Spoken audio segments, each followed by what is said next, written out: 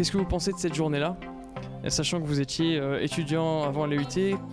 S'il y avait eu en tout cas ces interventions à l'époque, ça m'aurait permis de mieux comprendre l'univers de l'entreprise et de mieux comprendre les tendances actuelles, etc.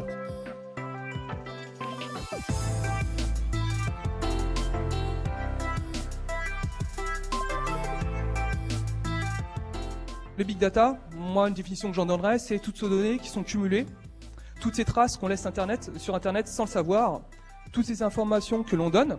Sur quel point vous aimeriez appuyer au niveau de la sécurité sur Internet? La première règle de sécurité, c'est vraiment de comprendre c'est quoi l'hygiène numérique, apprendre des règles de base. Donc faire ses mises à jour, un mot de passe différent par site, comprendre c'est quoi les GAFAM. Donc en fait, ce qu'on appelle GAFAM, c'est les initiales pour Google, Apple, Facebook, Amazon, Microsoft. C'est des silos de données, c'est des grands endroits où on va stocker énormément de données. C'est les principaux clouds. Il y a le cloud de Microsoft. Maintenant, Windows 10 est très cloud. Tout ce qu'on fait sur Windows 10 est envoyé dans le cloud. Il y a énormément de données personnelles. Tout ce qu'on fait sur Google, en fait, va être stocké chez Google. Tout ce qu'on fait sur Facebook, c'est beaucoup de notre vie personnelle. Être intervenant, ça m'apporte de voir comment les problèmes sont perçus aussi par des gens qui n'ont pas forcément l'habitude de suivre ces sujets, de suivre les données ou l'utilisation des données personnelles. L'idée, c'était vraiment de sensibiliser et j'ai l'impression que le meilleur moyen de le faire, c'est de montrer des exemples concrets. Moi, en utilisant Netflix, j'informe, je donne tout mon historique à Netflix, je lui donne tous les détails. Ils peuvent savoir quand est-ce que je commence un film, quand est-ce que je l'arrête. Ils savent si une série me plaît pas parce que au bout du 3e épisode, j'arrête de la regarder. Toutes les nouvelles technologies sont bons à prendre, surtout au niveau des études. C'est toujours très intéressant de donner de l'information.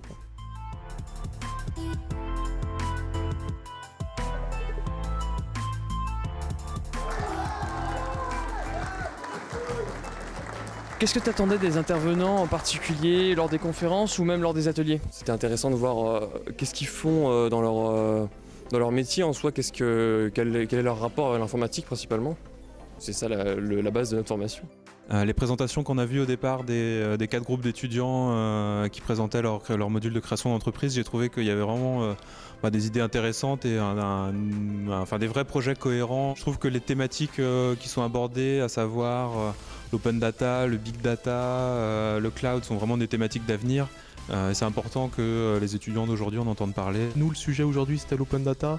Donc c'est finalement s'approprier les données qui sont publiées par les organismes publics. Et du coup, pour les étudiants, ça peut être des réelles opportunités pour développer des applications, pour des projets tutorés, pour créer des startups, etc. Donc il y a vraiment un réel intérêt pour les étudiants.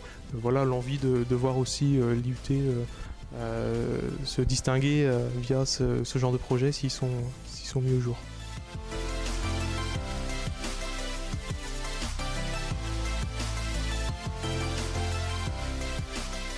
L'organisation, elle est toujours difficile, on ne sait jamais comment ça va se passer.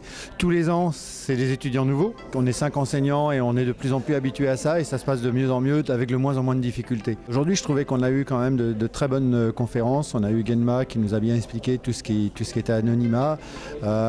On a eu aussi à la fin une conférence sur le cloud qui a montré effectivement ce qu'était le cloud au-delà simplement des données, mais c'est aussi les applications.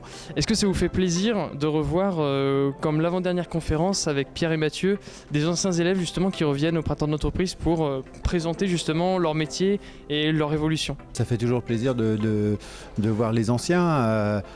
Au bout de 25 ans, un jour j'aurai les enfants des anciens, donc ils viendront aux portes ouvertes avec eux. Non, ça fait toujours plaisir. Je veux dire, on sait bien qu'ici on vit pendant 2 ans, c'est une petite famille, on apprend à se connaître et puis on se sépare et puis on recommence avec une nouvelle famille. Mais tous ceux qui sont passés en IUT comme ensuite en école d'ingénieur, ils en gardent un très bon souvenir, vous verrez.